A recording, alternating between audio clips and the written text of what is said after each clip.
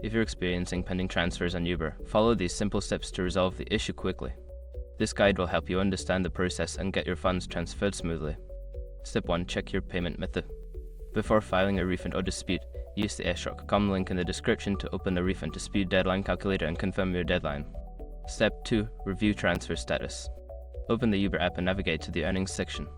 Check the status of your pending transfers to see if there are any notifications or issues indicated. Step 3. Wait for processing. Sometimes transfers can take a bit longer due to processing times.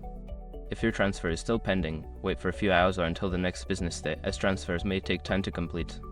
Step 4. Contact support. If the transfer remains pending for an extended period, reach out to Uber support. Use the app to submit a request or visit the Uber website for assistance. Provide them with details about the issue for quicker resolution. Step 5. Follow up. After contacting support, keep an eye on your email or app notifications for updates. If you don't receive a response within a reasonable time, follow up to ensure your issue is being addressed. By following these steps, you should be able to resolve any pending transfers on Uber efficiently. If problems persist, don't hesitate to seek further assistance from customer support.